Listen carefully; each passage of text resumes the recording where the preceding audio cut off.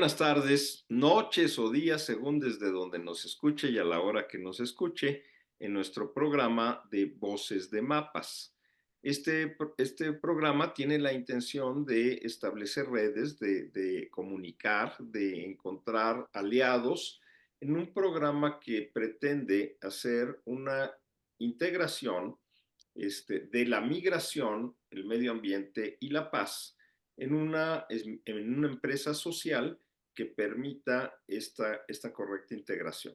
Y para ello, hoy tiene un invitado muy especial, Adela, que tiene un conocimiento especial de cómo hacer estas integraciones y que nos platicará de ello. Adelante, Adela, por favor. Hola Gerardo, hola Adrián, ¿cómo estás? Y hola a todas las personas que nos están viendo desde cualquier lugar. Bueno, pues estamos muy gustosos de recibir aquí a Adrián Hernández. Adrián, bueno, pues es director de las Aldeas de Paz. Y bueno, les voy a platicar un poquito de él. Es geógrafo y sociólogo y él está dedicado a la facilitación de procesos colaborativos, al desarrollo de proyectos de intervención social, de mediación comunitaria y a la construcción de procesos multiactor para el manejo de recursos pesqueros y forestales. A la vez, realiza actividades de promoción de la cultura de paz, sobre el estudio, gestión y manejo de conflictos sociales y para el análisis de la conflictividad y el impacto social de proyectos de infraestructura, ¿no? Bueno, entre muchas otras cosas, ha desarrollado planeaciones estratégicas, ha sido mediador de conflictos, analista, ha participado en proyectos comunitarios en más de 40 localidades, tanto dentro de América Latina como en el sur de África. En fin, tiene una gran experiencia en el manejo de grupos bastante diversos, y precisamente es por eso que ahora lo invitamos para que nos platique de lo que son las aldeas de paz. Entonces, pues bienvenido, Adrián. Muchas gracias por estar con nosotros y pues platícanos, ¿qué son las aldeas de paz? Cómo es que se configuran? ¿Cómo funcionan? ¿Cómo fue que llegaste ahí también? Muy bien. Muchas gracias, Adela, por la invitación. A ti también, Gerardo. Pues les comparto un poco. El concepto de aldeas de paz data más o menos del 2001-2002 en el sur de Venezuela, la frontera con Brasil. Un soñador, idealista, trabajador comunitario llamado Manfred lo comenzó con un pequeño terrenito y querer hacer pues pequeñas utopías donde se pudiera hacer trabajo comunitario y buscar maneras diferentes de vinculación. Ahí viene el concepto de aldeas, originalmente. Luego tuvo un momento de que hubo voluntariado internacional que fue llegando y posteriormente lo fuimos actualizando. Yo llegué al movimiento Aldeas en el 2016 y lo transformamos, por lo menos en México, en una especie de, pues, de mesa, pero también de mesa de acción a nivel de tierra, de búsqueda de formas de manejar conflictos locales.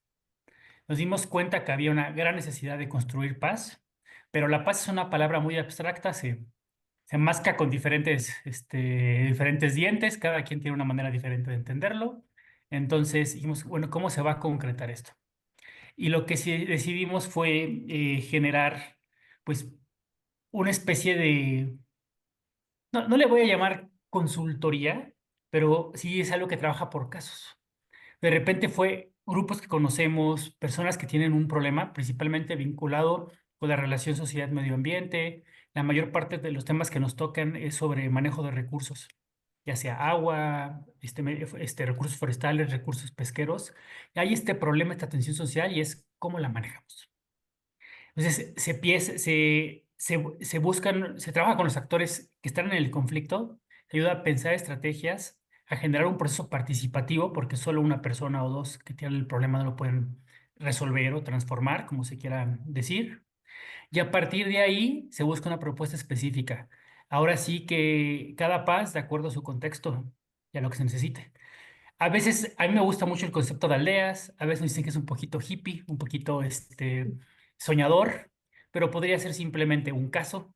Pero una aldea es de alguna manera, es un proceso de manejo de un conflicto pequeño, local. Siempre digo que hay que empezar con los conflictos intermedios, Si empieza donde está la violencia abierta, pues no somos tragabalas, no somos de hule, no podemos meternos ahí, pero sí con conflictos manejables. Y uno de los temas que pues, nos ha llamado y que de alguna manera nos han buscado es por el tema del agua. El agua es un tema que a muchas comunidades, pues, si tengo un problema de agua, también mi vecino lo tiene, aunque piense de otra manera. Son esos pocos temas que nos unen. Y de alguna manera, a nivel comunidad en el centro de México, hemos descubierto que la paz se construye con agua para todos. Ok, Y ese es un ejemplo muy práctico de lo que es una aldea de paz. Nos encantaría tener estas utopías de trabajo comunitario, donde hay otras maneras de convivencia, que no fuera siempre la competencia y uno por arriba del otro. Tenemos los pies en la tierra, quedamos con ese ideal y lo que hacemos son casos de transformación de conflictos. ok. Entonces las aldeas, digamos, son como concepciones como de reunificación, ¿no? De integración social en ese sentido. ¿Mm? Te Yo lo en un defino momento así. dado me lo imaginaba como espacios específicos, que al final igual sí son, ¿no? Pero en realidad la intención de la aldea es crear procesos de paz. Por ejemplo, ¿cómo se llaman las aldeas? En Malinalco, Estado de México, la aldea se llama Unidad Hidráulica. Mm, Esa es nuestra aldea. En el Cuyo, en Yucatán, se llama Comité Comunitario del Cuyo. ok. Ya que las aldeas sí tienen una casa, tienen personas y a veces tienen hasta una oficina, pero no van a llegar ahí y van a ver el logo de aldeas, ¿no? Eso Ujú. es lo que lo ha hecho diferente. Tenemos dos oficinas, ahí a lo mejor está el logo como lo tenemos aquí, pero no, de alguna manera buscamos que el protagonista sean los actores que están en conflicto. Y yo a mí me gusta definirlo así. Una aldea es un conflicto que está siendo manejado por las personas que lo tienen. Ah, Y para mí eso me satisface. Cuando inició Aldeas, bien les dije, en el 2001 en Venezuela, sí era un terreno, ¿no? Que se quería construir la aldea. ujú. Pero pues la realidad nos alcanzó, no solo a mí, sino a los que lo empezaron. Y ahora que yo estoy al mando de esto, pues lo hemos transformado así. Oye, y entiendo que son aldeas, o sea, que también el manejo es multiactor en ese sentido. ¿Cómo Sí, es el manejo de mediación de conflictos multiactor? mira, algo que en un principio cuando empezamos a hacer este tipo de trabajo comunitario siempre nos decían, ¿y por qué el de fuera va a llegar a resolver esto? Es una gran crítica que hay en el trabajo comunitario. No, que la gente sea, no, son las personas las que lo manejan. El de afuera es un facilitador y el de afuera es como el periodista, el facilitador no es la nota. Mm, Uno es el que les ayuda a tener el proceso, a pensar, a trabajarlo. Y la manera de trabajar un conflicto es, se genera un pequeño proceso participativo y siempre el contexto. Las personas que me conocen mucho ya dicen que ya le cambie de palabra, pero siempre es contexto, contexto, contexto. ¿Por qué? El contexto son también condiciones. Hay conflictos y lo único que puedes hacer es asesorar. Cuando logras mediar es ya, wow. Una mediación es cuando hay legitimidad de las diferentes partes en poder manejar un conflicto. Aunque la mediación no llegue a un acuerdo, pero que haya condiciones para hacer una mediación, ya ganaste algo, porque las personas ya no están en la etapa de la violencia, ya están por lo menos platicando de su problema. Pero para poder ser mediador se necesita una legitimidad. Y siempre a este tipo de procesos el mediador externo es muy apreciado, mucho más que el interno. Y es ahí donde tiene la legitimidad. Nosotros pensamos que la legitimidad del trabajador comunitario está en esta licencia social, este permiso que te da la propia comunidad de los actores en conflictos para ayudarles. Y esto se gana, ¿no? Y empiezas con una asesoría. A veces empiezan así con un chat de Zoom como esto, una conversación, y va poco a poco evolucionando y de repente te das cuenta y ya llevas 4 meses ahí con ellos, ahí en el pueblo. Porque bueno, es que justamente, ¿no? Te vas encontrando con como con diferentes frentes, por decirlo de alguna manera, ¿no? No es que sea un grupo contra otro, sino que al final de cuentas hay como toda una revoltura dentro de los mismos grupos y luego de otros y otros. Me imagino que así es, Y ¿no? hay algo muy bonito que en México es muy visible. En México hay muchos esquemas de manejo de conflictos que no son los de la ley. Y no todos son violentos y de pistolas. Como dice un teórico, William Murray, si solo nos dedicáramos a la violencia, ya no hubiera un solo ser humano de pie sobre la tierra. Somos también, así como somos seres de que tenemos tendencia a la violencia, también somos a la paz. Y en México es muy común verlo. A mí me impresiona en pueblos a 40 kilómetros de la Ciudad de México, cuando alguien tiene un conflicto con su vecino, hay una persona, el delegado local o alguien y se platica. En la Ciudad de México, en Cuernavaca, le dan a la policía. No sabes ni el nombre del vecino y le hablas a la policía, es tu mediador la policía. Luego aventando la policía al vecino, ¿no? Sí. Y en el nivel rural o de pequeñas ciudades en México, esto no se da. Tenemos muchos, bueno, métodos. Siempre se promocionan los de comunidades indígenas, pero comunidades indígenas y no indígenas, hay muchas formas de manejar conflicto, de entablar el diálogo. Y eso a mí me parece maravilloso. Hay lugares donde el tema legal es algo muy abstracto y muy lejano. Dicen por ahí que la paz real es la que puedes tocar, la que está ahí cerca. De nada me sirve que me digan que, que la policía ya no roba y es honesta, si el policía que me encuentro en la calle no me roba y es honesto. Hasta que no la puedo tocar, no creo en la paz, o por más que en la tele me digan que ya la policía cambió. Es lo mismo y a nivel comunidad hay muchas maneras de resolver conflictos que no son ni violentos y no son tampoco legales. Y una parte que hacemos nosotros es preguntar eso. Oigan, aquí se pelean, no, ¿cómo creen? No. Cuando no te dicen que no se pelean, no te están diciendo la verdad. No todas las peleas son de golpes. Pero entonces viene la siguiente pregunta. ¿Y qué hacen cuando se pelean? No, pues le hablamos acá al señor más viejo y venimos a platicar todo, nos vemos tal día. Ah, perfecto. Una vez le pregunté a vecino de casa de mis papás en la Ciudad de México, ¿qué haces cuando te peleas? No, pues voy a la policía y pongo mi denuncia. No, bueno, pues qué buena manera de hacer empatía con tu vecino, ¿no? Buenos días, vecino, no me conoces, pero aquí está mi demanda. En cambio, me he encontrado esto en Chalco, en Amecameca, las personas buscan al delegado local y platican, porque de hecho hacer un proceso legal es muy lejano, muy costoso y ni siquiera se ve una posibilidad. Y eso creo que ha sido uno de mis mayores aprendizajes en los últimos años. Hay una manera de manejar conflictos aquí. ¿Cuál es? Bueno, vamos a potencializarla. Vamos a ayudarles a volverla a traer de frente y darle más fuerza a esa manera. Y me llama la atención que en ese sentido mencionabas, ¿no? Que el agua, es decir, en estos conflictos socioambientales, el agua puede ser un elemento Ujú. de unión, ¿no? O sea, un elemento, digamos, como para generar ese proceso de paz, que a lo mejor es el elemento del conflicto, pero al mismo tiempo el agua podría ser un elemento de transformación de ese conflicto, ¿no? Claro, porque son los puntos que te unen. Hay que empezar, como en todo conflicto, en lo que une a la gente, no en lo que la divide. Y cuando vives en un pueblo, solo que te mudes del pueblo. Es como talar árboles, ahora se dan cuenta, si talo árboles, no el impacto no lo veo en un año, lo veo en 5, cuando empieza a haber menos agua. Ujú. Y eso nos va a afectar a todos. Entonces, y lo mismo ha pasado en lugares donde hay crimen organizado muy presente, donde a nadie le conviene que ya empiece a haber balaceras en la escuela. Todos queremos que nuestros hijos vayan en paz y caminen a la escuela. Por ahí empiezas. Ustedes están divididos en pandillas, en grupos tal vez, pero vamos a hacer una calle franca, una escuela libre de violencia. Por ahí empiezas. Y eso se lo aprendí incluso Es que en cada comunidad hay trabajadores comunitarios que no son famosos y de repente aportan mucho. En algunos lugares el maestro, en otros lugares el cura, en otros lugares ni el maestro ni el cura, no haces uno de ellos. Pero te encuentras personas que han trabajado esto. Simplemente una señora que es que ya me harté que ir con el pendiente de que mi hijo no pudiera comprar las tortillas. Entonces, no, hablé con todos los vecinos y a ver. A los niños no, y de aquí a esta calle que donde están los comercios no. Ya, si queremos broncas en otro lado, ¿no? Eso es construcción de paz. No estás transformando el conflicto, pero le estás bajando dos rayitas a la violencia. Y en lugares de crimen eso ya es muchísimo. Yo siempre les digo, a ver, no esperemos resolver el tema de la paz y ganar el premio Nobel de la paz. No, no, no. A ver, ¿cómo le bajamos una rayita a la violencia? Si encontramos una manera de hacer eso, ya ganamos mucho. Y a veces es dándonos a entender a todas las partes que sí podemos platicar. No quiere decir que vamos a estar de acuerdo, que voy a reconocer al otro, pero que sí me pueda sentar a platicar, eso ya es muy valioso. Y Y se nos tener presente olvida. las posibilidades, ¿no? Más que las imposibilidades, las posibilidades, ¿no? Y es ahí donde el externo tiene mucho valor. El facilitador, trabajador comunitario externo que ayuda a trabajar esto, de esta perspectiva. Cuando uno se enfrasca en un problema, piénsalo en un problema de pareja.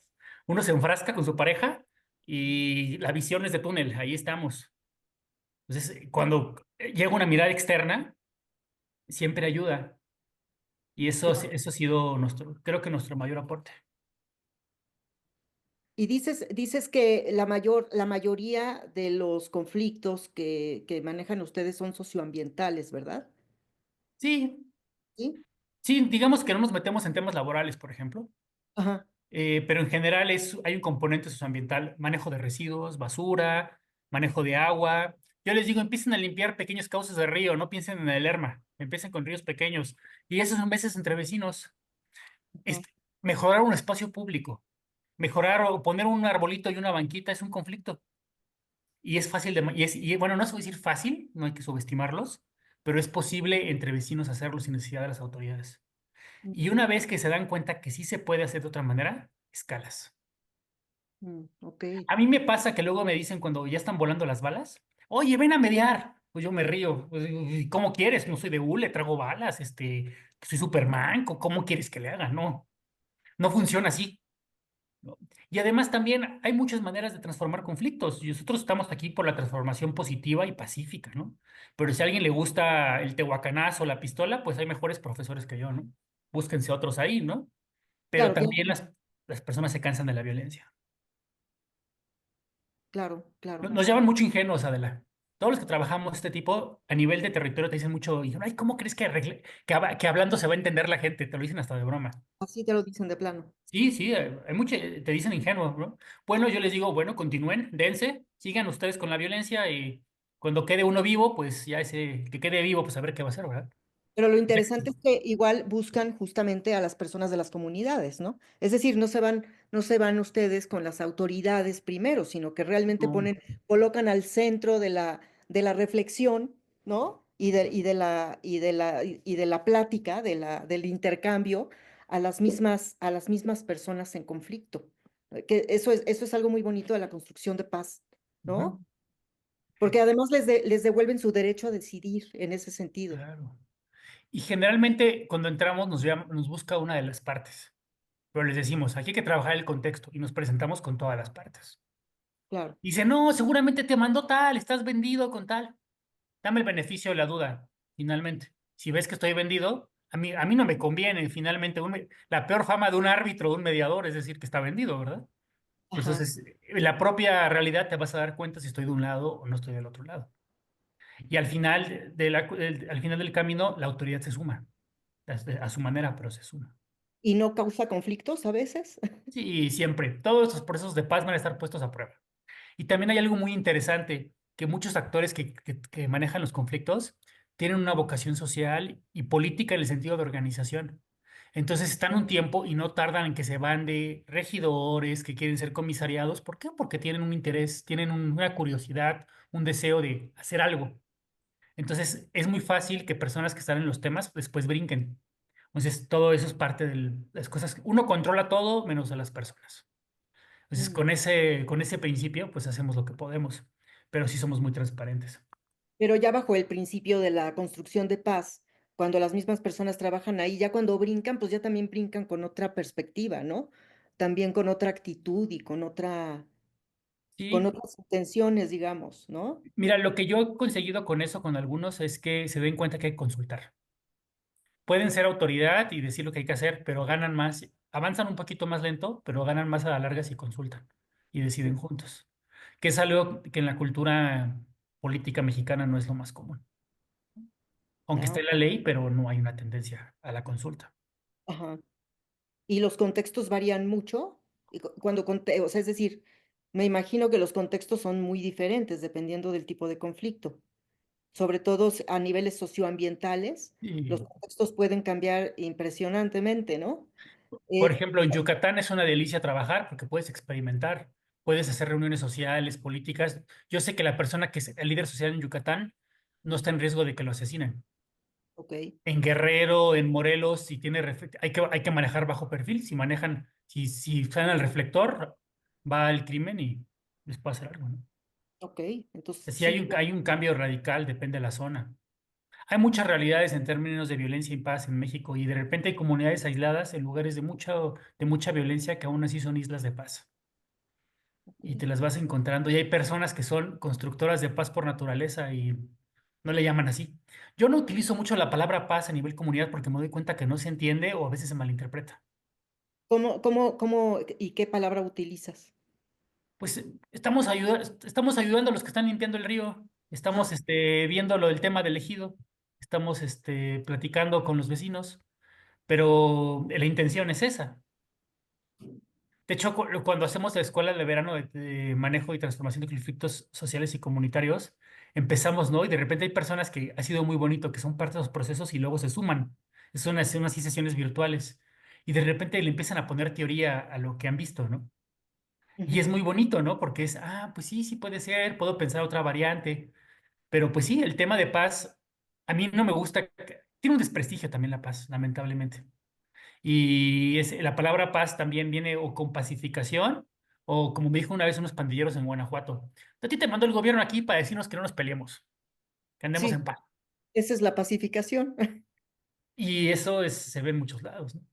Ajá. ¿Qué hace el ejército y la marina? Que no se meten en líos políticos, pero cuando está ya la violencia, pacifica, va y quita armas. Es lo que hace, ¿no? ¿Tú nos podrías decir la diferencia entre pacificación y paz y construcción de paz?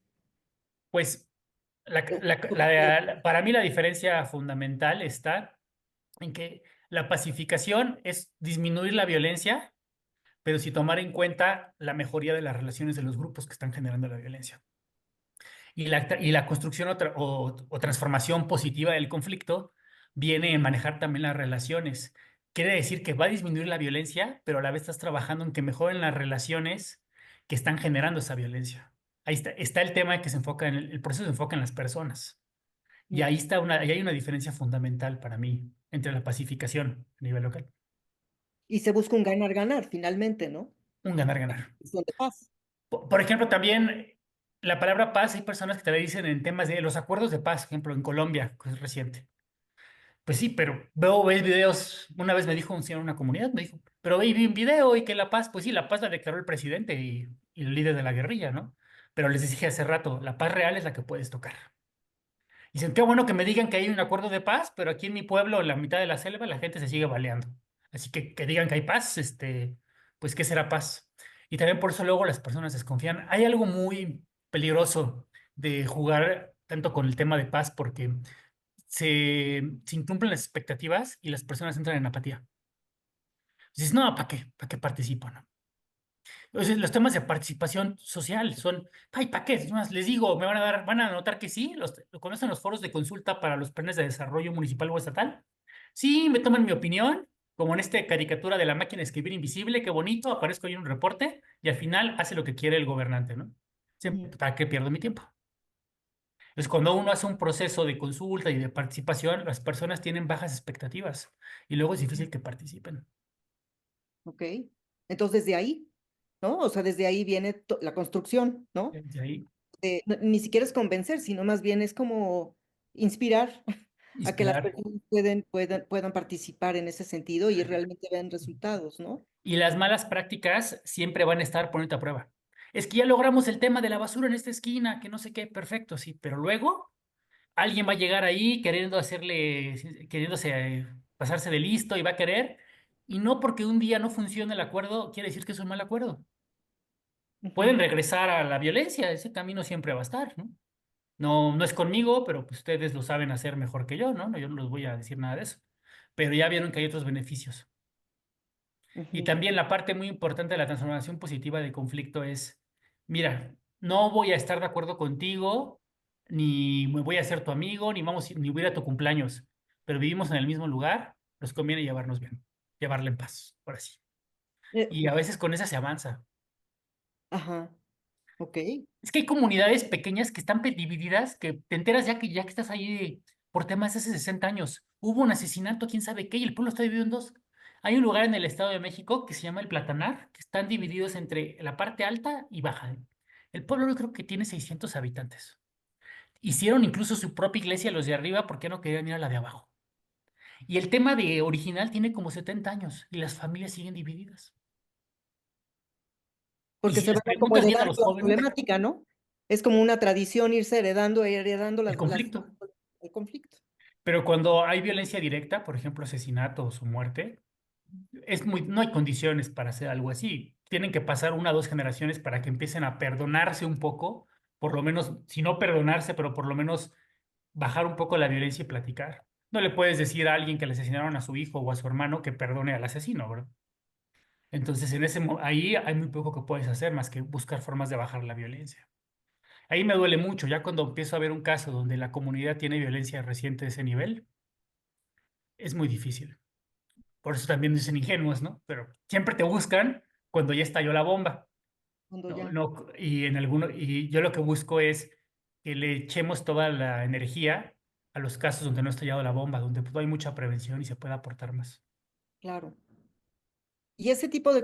¿tú ibas a preguntar algo, Gerardo? Sí, sí, voy a preguntar, pero he estado muy callado porque me tiene admirado con todo esto que platican, porque fíjate, lo estoy queriendo entender como la mejor escuela de política. La definición correcta de política es la búsqueda del bien común.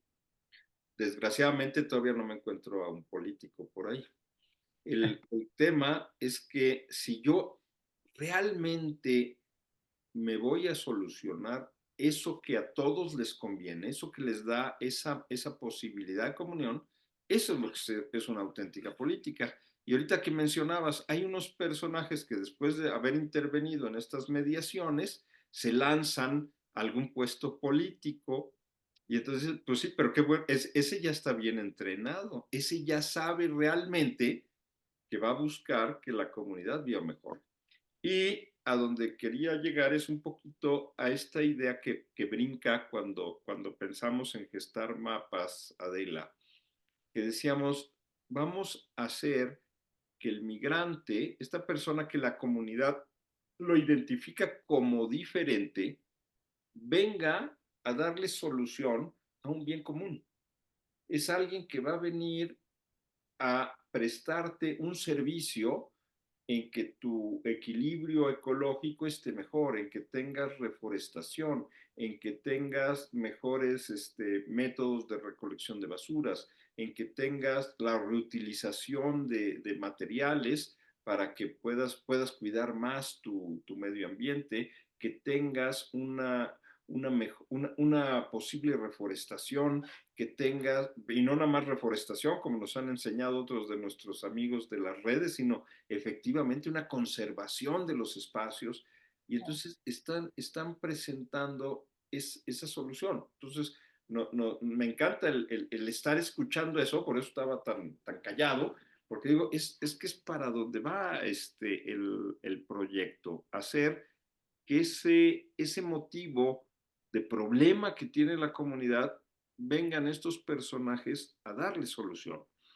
Y además entendiendo que al verlos como elementos transformadores que están solucionando el problema, vuelven a captar que no es un agente extraño, que es un mismo sistema, es una misma persona, somos parte de un mismo lugar. Y bueno, estaba más que queriendo preguntar, admirado, contento y deseando seguirlos escuchando. Y a mí justo me salta la pregunta, ahorita que dices eso, Gerardo. Adrián, ¿cómo, por ejemplo, te ha tocado mediar conflictos cuando hay poblaciones en donde llegan personas en movilidad, migrantes, etcétera? ¿Cómo se comporta una población en ese sentido cuando llegan migrantes también? Eh, Procesos grandes ah, en comunidades migrantes no he realizado. Me ha tocado que haya actores migrantes, pero no actores. que sea el centro de, como pasa en Tapachula, en el sur de Tabasco. Pero lo que sí es que, ¿cuál es el centro del tema? Y aquí hay que ver, el tema de una persona que llega es integrarse. Ujú. Pues en esa integración es donde hay que basar la negociación a nivel local. Yo lo que veo es que se han hecho casas de migrantes y proyectos sin haber buscado licencia social ni permiso de la comunidad donde llegan. O ahí en el camino, no van a decir nada. Y como bien dicen, la primera semana, ay, pobre gente, viene, les doy ropa, un poco de comida. Después de 3 semanas, como me tocó alguna vez platicar en Tiapa, Tabasco, junto a las vías del tren que van en Centroamérica, la gente ya no quería saber nada de migrantes. Y todo el barrio que se hizo creo que se llama Eureka, alrededor de las vías en Tiapa, todo ese barrio que tiene muchas familias migrantes, las personas del resto de Teapa, hay un desprecio social. Pero Y sí, es, claro, nadie preguntó. Es que y esto se ve muy claro en un proyecto de infraestructura. Ujú. Un proyecto de infraestructura también es algo nuevo que llega a un lugar. Llegas a una comunidad donde hay unas relaciones, de repente te van a poner una presa, una planta eólica, te van a pasar una superautopista. Y entonces la clásica del gobierno a negociar es la licencia social se compra. Y les funcionaba mucho tiempo. Pero ¿qué pasa? Me vas a pasar una superautopista, vean cómo está Topilejo en el sur de la Ciudad de México. Dividió el pueblo en dos. De hecho, la autopista libre primero pasó lejos del pueblo y la de cuota pasó a la mitad del pueblo. Este tipo de cosas, ahora la gente ya protesta y se da más cuenta. Entonces, cuando te vienen a transformar tu manera de vida, tus usos y costumbres, pues va a haber una repulsión. Tal vez la primera vez, cuando había un parque eólico, el primero en Oaxaca, las personas una vez tuvo un choque porque era como atracción turística. ¡Wow! ¿Eso qué es? Cuando empezó a haber 2000 máquinas, las personas decían que estamos aquí en el fin del mundo, ¿o qué? ¿Quién dijo que aquí queríamos ser un lugar eólico, no? 10 máquinas está bien, pero 2000, 3000. Antes era una región ganadera, ahora es una región eléctrica, ¿no? Así le dicen ajá. de broma a las personas, ¿no? ¿Y quién nos tomó? Dicen el modelo civilizatorio. ¿Quién dijo que así queríamos vivir aquí? Ser una granja de electricidad. Aquí queríamos vivir con nuestro campo. Y más cuando te enteras que con 2 maquinitas tendrías electricidad para toda la zona, pues dicen, ¿y quién dijo que aquí queríamos exportar energía y demás, ¿no? Entonces, todo viene en la licencia social, en la construcción. Y yo veo proyectos, bueno, me ha tocado conocer proyectos que hacen pintas o hacen murales, pero a veces no tienen la posibilidad de estar demasiado tiempo. Ujú. Y entonces tienes que tener, o dices, bueno, voy a generar personas locales que sean enlaces. Sí, pero esa generación no se da en 2 o 3 semanas, es un proceso. Y pienso en la metáfora de que tienes que afilar un hacha antes de cortar un árbol. Tienes que preparar el contexto antes de ir a intervenir. Yo trabajaría mucho con la comunidad, ya teniendo objetivos específicos en donde se van a incorporar los migrantes a trabajar antes de que lleguen los migrantes. Si lo hago al revés, vas a empezar ya con temas desde, están haciendo del baño en la banqueta, no tienen baño suficiente, desde ahí vas a empezar. Le pasa lo mismo a la gente que hace carreteras y obras, que no piensan dónde van a hacer del baño las personas y se terminan haciendo junto a la barda de la casa de una familia y las personas que van a decir, ¿no? Claro, ¿Quién le oye, gusta?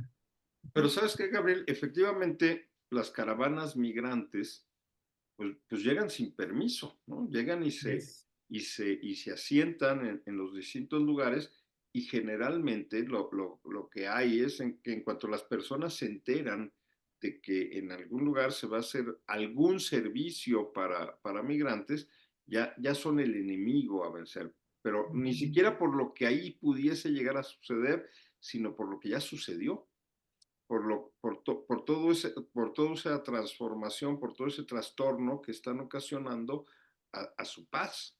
Y entonces ahora que además viene un problema mucho más grande por el flujo de personas retornadas y todas las implicaciones también del atasque, porque al no dejarlos pasar a los Estados Unidos, obviamente un punto de concentración masiva va a ser México. Y en estos casos, ¿cómo verías tú, cómo sería factible el ir pensando en ir logrando esta integración, pero cuando ya desgraciadamente el fenómeno ya está encima, ya tienes a las personas aquí? Mira, una propuesta que se me ocurre es disminuir la escala. Vi el año pasado, ya no estoy de planta en la Ciudad de México, así que no sé cómo está el tema a fondo, pero en los mercados de la Ciudad de México estaban incorporando a migrantes. Y había un programa, incluso creo que desde el gobierno de la ciudad, que los estaban distribuyendo. Y vi en la colonia postal, vi un mercadito que había varias personas migrantes trabajando, ayudando en un puesto de comida, en una tienda y demás. La convivencia era muy buena. Me senté a comer en una fondita dentro del mercado y estaban hasta risa y le decía a uno, a ver, enséñame esta palabra, ¿cómo dices acá?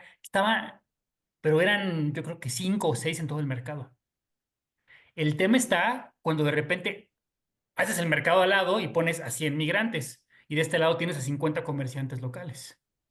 Entonces se ve como son palabras que se utilizan las personas, que dicen, están invadiendo, esto es demasiado, no se puede con esto, nos van a quebrar.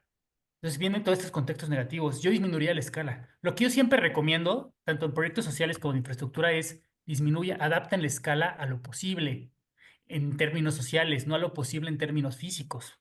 Tú podrías tener a lo mejor aquí una ciudad de 50,000 personas de migrantes, porque hay agua a lo mejor, pero socialmente te conviene. Socialmente a lo mejor solo puedes recibir 2,000. Pero esto no gusta porque tienes que disminuir la escala de tu proyecto. Yo lo que haría es, en vez de tener una gran casa migrante, un gran albergue, distribuir espacios donde las personas que pueda tener ahí ya tengan una ocupación física, que puedan integrarse a la comunidad y de esa manera ser más aceptados. Y de alguna manera como crear procesos interculturales, ¿no? Así En es. esa integración. Así es.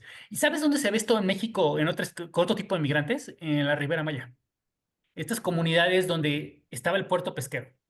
Y de repente empiezan a llegar todos los que a poner sus negocios, los argentinos, los italianos, chilangos de Monterrey, de Guadalajara a hacer negocios.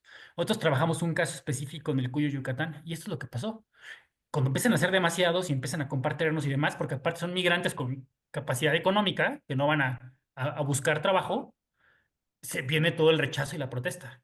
En cambio, en esta comunidad hubo migrantes chiapanecos de la época del ZLN que llegaron, era un lugar perdido, no había turismo, y la gente hasta les dio tierra para hacer sus casas. Les enseñaron a pescar en los 90.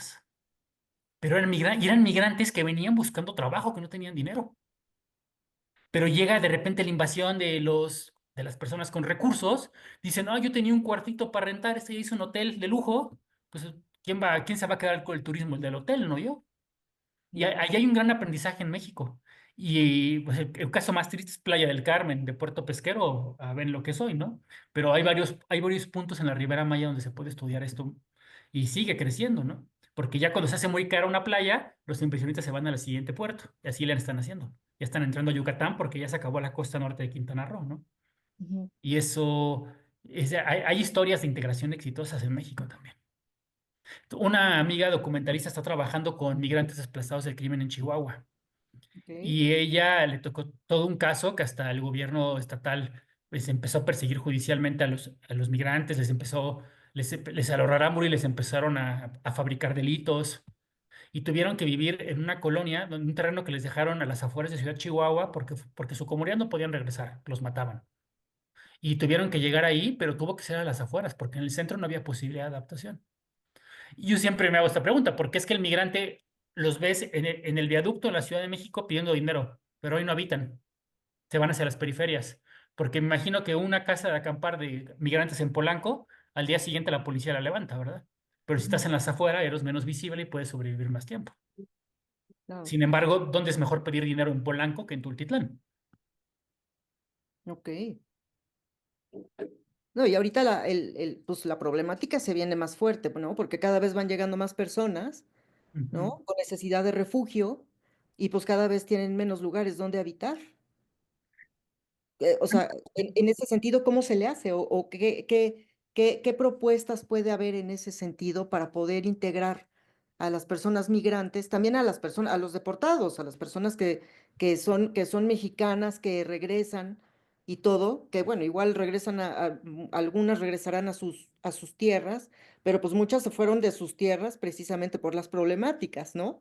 En ese sentido, ¿cómo crees desde este enfoque de construcción de paz, de transformación de conflictos, de procesos de mediación, poder como reubicar a las personas en México?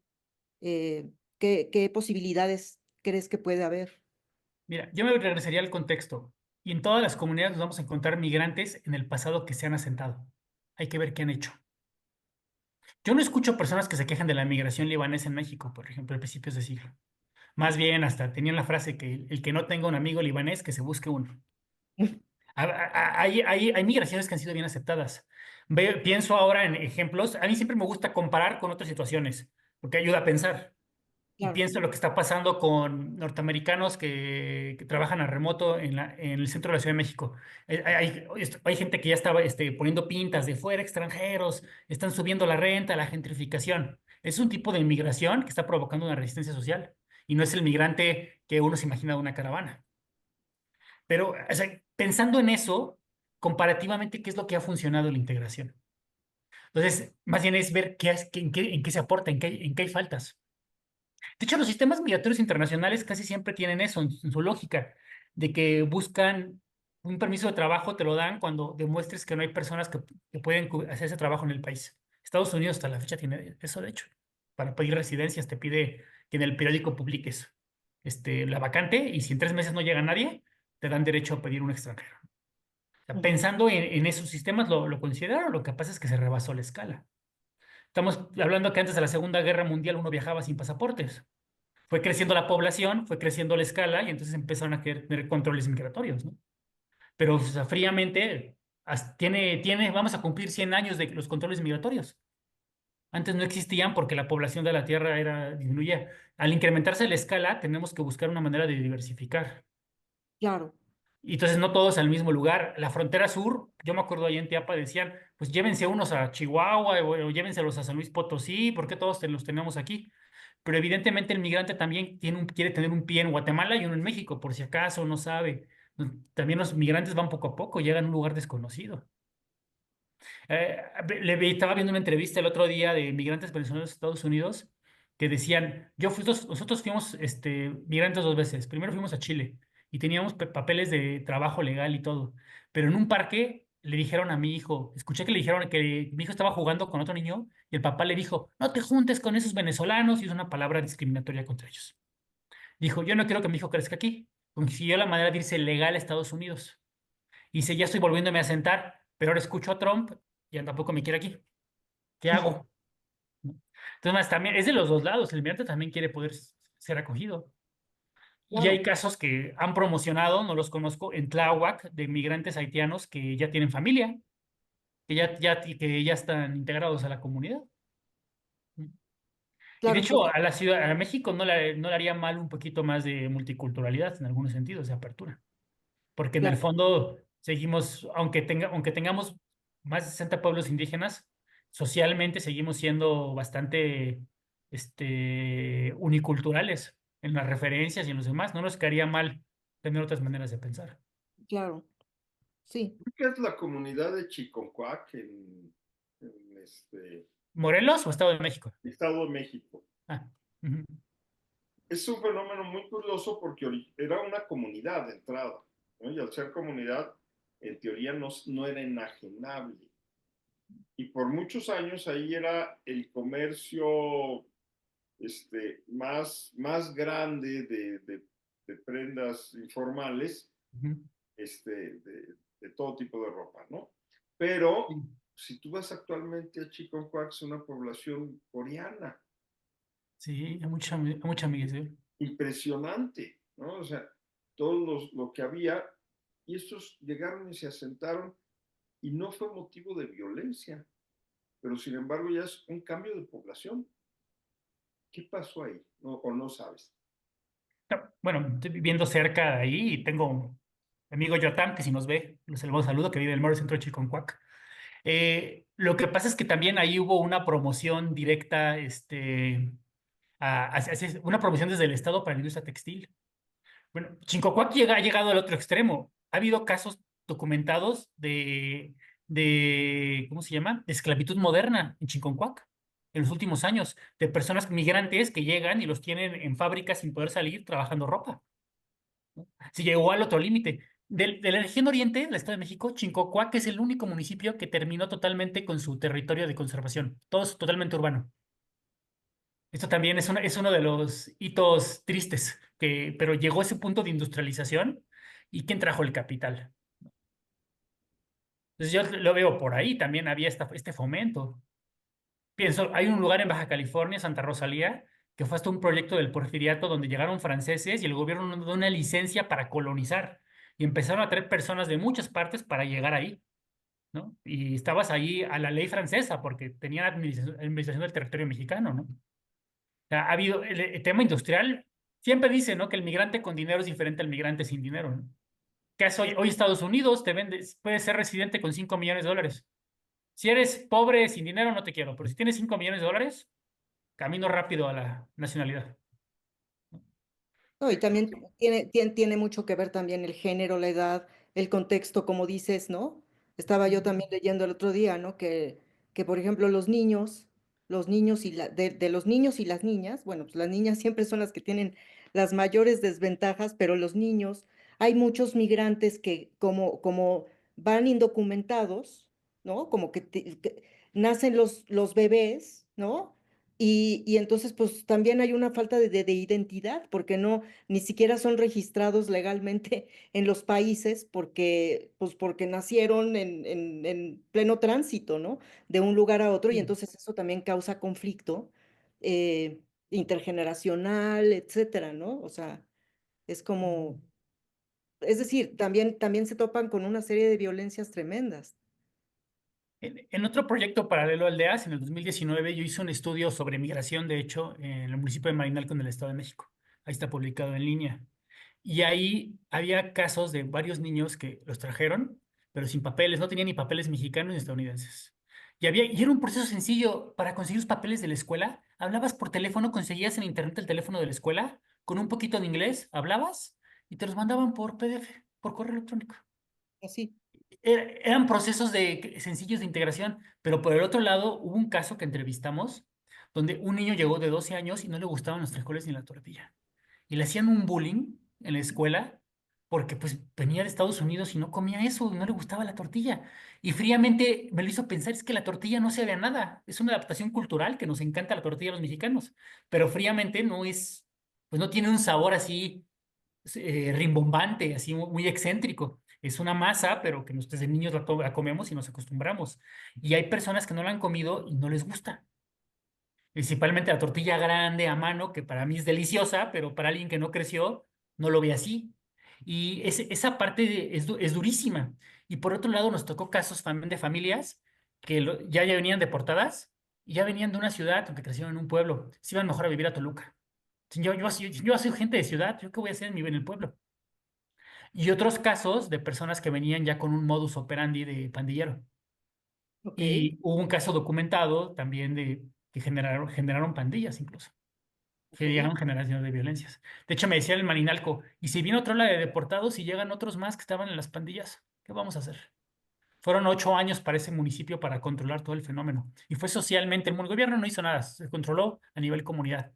Y justamente, por ejemplo, en términos de empleabilidad, o sea, las personas que llegan, digo, también hay mucha falta de confianza a veces para emplear a las personas Ujú. migrantes porque no saben con quiénes se van a encontrar, ¿no? ¿Qué pasa en ese sentido? ¿Cómo se pueden distinguir a las personas, ¿no? Que digamos como que se cuelan personas procedentes de pandillas y ese tipo de cosas para... Es complicado. A mí me tocó también en ese estudio un caso donde yo no sabía, creo que hay un municipio por ahí por Chicago, que es el que tiene mayor índice de tatuajes per cápita. Yo ni siquiera sabía ese término, ¿no? Pero ahí lo aprendí. Está Y buenísimo. llegan chicos que vienen de esa zona, pues que tienen más de un tatuaje, a una Ujú. comunidad conservadora, que si hay gente con tatuaje, pero no tantos, ¿quién les iba a dar trabajo? No, pues, Con el estereotipo social que hay en México ante el tatuaje, de ese nivel. O sea, desde ahí, ¿no? Y de hecho consiguió trabajo creo que en una escuela particular dando clases de inglés. Se logró integrar de otra manera. ajá. Yo pensaba ahora que el gobierno que dice que les van a dar un apoyo económico que en su pueblo, yo decía, si el dinero es lo de menos, tú garantízales que pueden regresar a su pueblo y que no los vaya a llegar la maña, que no los quieran extorsionar y demás, ya con eso les das una nueva oportunidad de vida, que hagan algo. Integrarlo socialmente, como dices tú, ¿no? Ese es el tema. Sí. Pero pues es que en la migración no hay políticas perfectas y siempre, si tomas una decisión migratoria, vas a tener enemigos de esa decisión. Y dices, pero ¿por qué inviertes en los migrantes? ¿Qué son más importantes que los que estamos aquí y pagamos impuestos? Siempre vas a encontrarte un comentario negativo de una política migratoria. Y pues sí, porque dices que de repente soy migrante, entonces soy mejor que el que no es migrante, ¿no? Ajá. Y eso genera a nivel local una desigualdad. Por eso pienso que el tema está en la escala. En la escala. Si recibimos 100,000 migrantes, yo mandaría uno por municipio, una familia por municipio.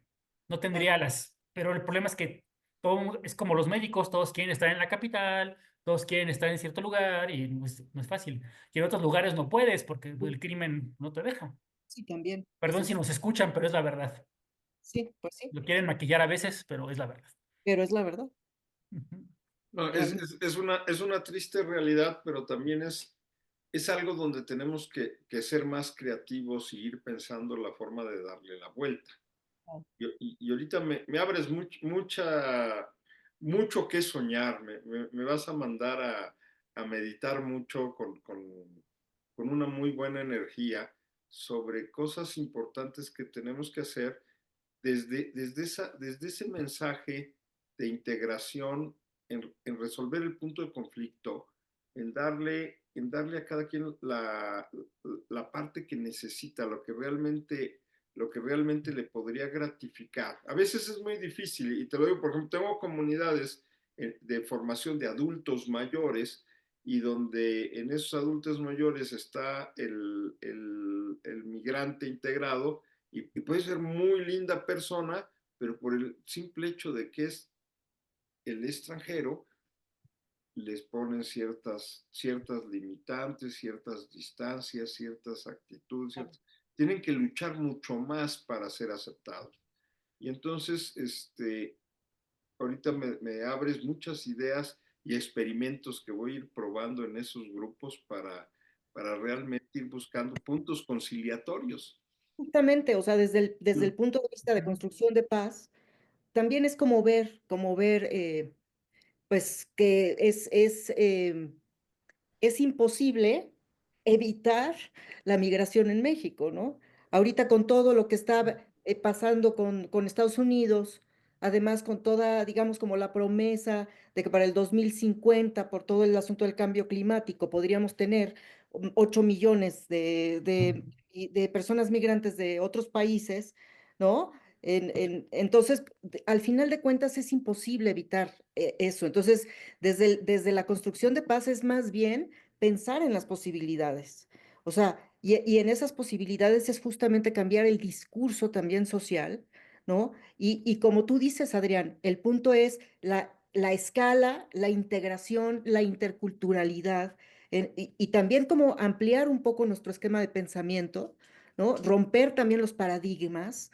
Y pues yo creo que es una época también en donde debemos de pensar en romper las fronteras, en ampliarlas, en crear otros modelos de realidad social, ¿no? Para que esto pueda ser posible, porque si no todo va a ser un conflicto eterno y cada vez más fuerte, ¿no? Entonces, pues yo considero que digamos, entrar en términos de construcción de paz es muy importante, ¿no? Generar eso.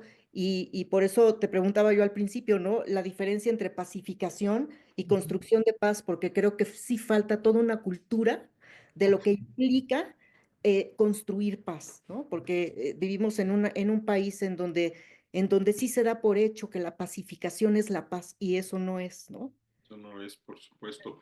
Pues Adrián, el tema es apasionante y el tiempo se nos fue impresionantemente rápido. Ando. De, Pero, pues ¿eh? qué bonita plática.